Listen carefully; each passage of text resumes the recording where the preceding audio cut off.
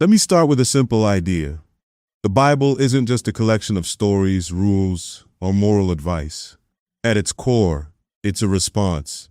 It's a refutation of the accusations made against God and His character. It's God telling us slowly, patiently, who He really is.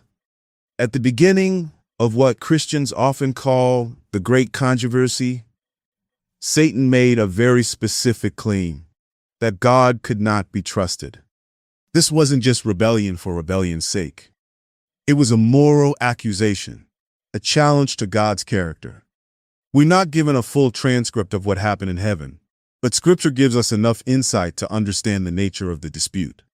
And what's interesting is that the same accusations Satan brings against God in heaven show up again and again on earth.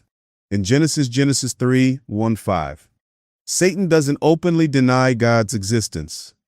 Instead, he suggests something more subtle, that God is holding something back, that He doesn't want humanity to reach its full potential, and that He is not being fully honest.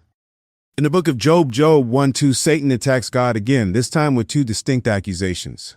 First, he claims that God buys loyalty, that people only serve Him because He rewards them. Second, he accuses God of being a poor judge of character. These are not rhetorical charges that can be dismissed with a simple denial. The only way to answer them is through demonstration. And crucially, God does not demonstrate this Himself. Job does. Job becomes, painfully, the truth teller. His faithfulness under suffering exposes the falsehood of Satan's claims. But the greater lesson for us is not only about Job. It is about how God responds to accusations. God does not rely on force, suppression, or mere denial. He allows truth to be revealed through lived reality, even when that revelation is costly.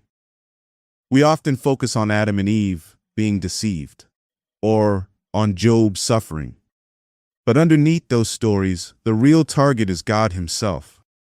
Satan's ultimate goal isn't humanity. It's worship. He wants to take God's place.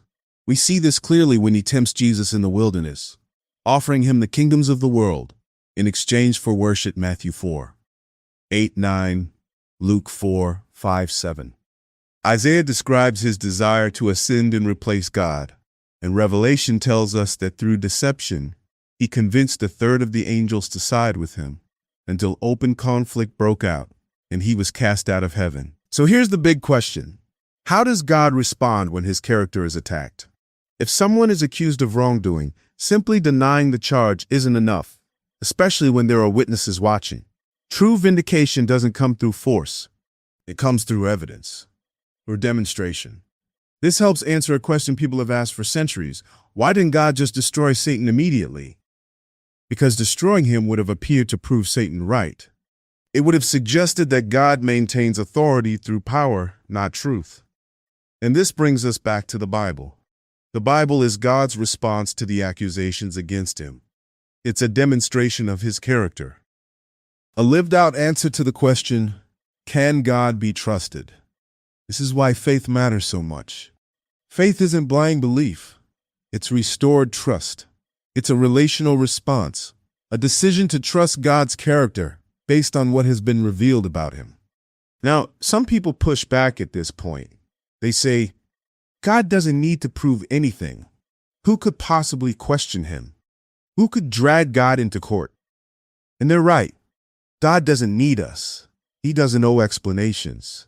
He is not accountable to His creation. But that's exactly what makes this so striking. We are not dragging God into court. God steps into it voluntarily. There's a moment in Batman v Superman where Superman allows himself to be brought before human authorities, handcuffed, questioned, scrutinized. Not because the restraints could hold him, and not because he was guilty, but because he chose transparency. And when the courtroom is destroyed, he simply walks out, making one thing clear. His submission was never forced. It was chosen. That frustration people feel, why would God even engage, is exactly the point. God doesn't answer accusations because He must. He does it because He chooses to let truth speak for itself. God seems to operate in a similar way. When Jesus was asked if he was the Messiah, he didn't demand belief. Matthew 11:26, John 1:35-39. He invited John the Baptist's disciples to spend time with him, to watch how he lived, to listen to what he taught. When God was accused of buying Job's loyalty, he allowed the accusation to be tested.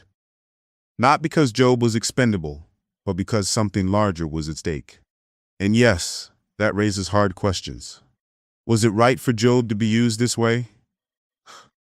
Those are questions worth wrestling with. And when God was accused of lying about the consequences of sin, death, Genesis 2:17 contrasted with Genesis 3:4, he didn't just explain it. He entered into it. God became human.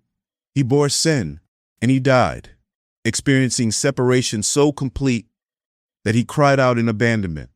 So what about Jesus' words to Thomas, John 24:29? Blessed are those who have not seen and yet have believed. That isn't praise for belief without evidence. It's recognition that miracles, even physical proof, can be counterfeited. The strongest evidence wasn't the holes in Jesus' hands, it was his life, his teachings, his character. Those who believe based on that testimony, the record of who Jesus is, are truly blessed. And still, God is gracious. When our faith is weak, when trust falters, he often meets us where we are. Not because miracles are the foundation of faith, but because he is patient with us. Like Gideon's fleece, Judges 6:36-40, these moments aren't demands God requires, they're accommodations he lovingly allows. And through it all, the question remains the same. Can God be trusted? The Bible's answer is not an argument. It's a life. It's a cross. And it's an open invitation to decide who God really is.